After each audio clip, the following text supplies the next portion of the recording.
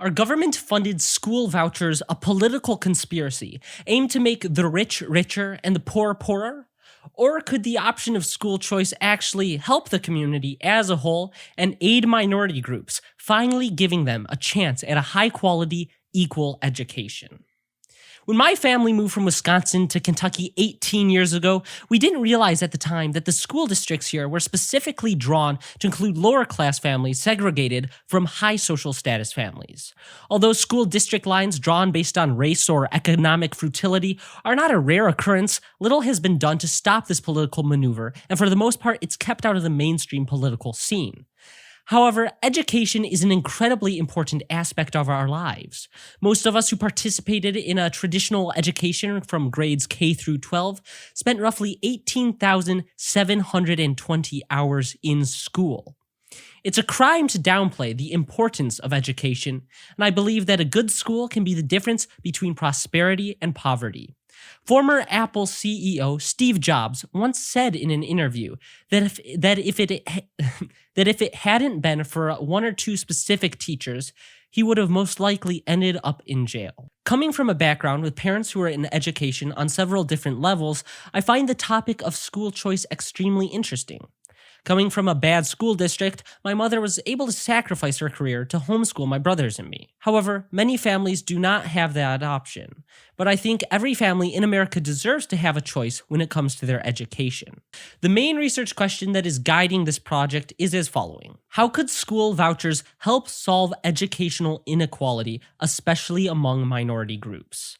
As mentioned previously, many school districts in America are strategically designed to keep the poor and minorities from accessing high-quality schools. I believe that school vouchers would give these individuals and families the opportunity to choose their own schools with no financial risk. Education has a major effect on everyone in America. The difference between a good education and a bad one can be the difference between poverty and prosperity. Without an opportunity for equal education, many minorities may never be given a fair chance to escape the unfortunate circumstances that have been built for them for decades by politicians. I believe that everyone is a stakeholder in this topic. Everyone is massively impacted by the quality of education they are given. As someone who is given the opportunity to be homeschooled and escape a bad school district, I feel that everyone deserves a chance to have control over their education.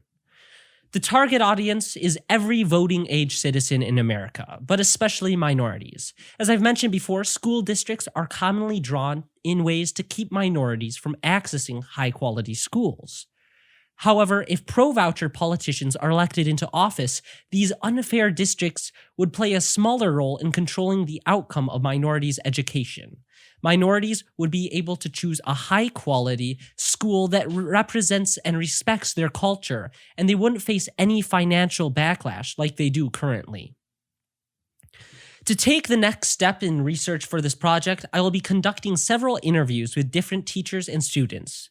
Teachers who've homeschooled, public school teachers, private school teachers, and teachers from religious institutions. I will also interview students who've attended charter schools and ask how the school choice played an effect on the quality of education and the diversity in their select school.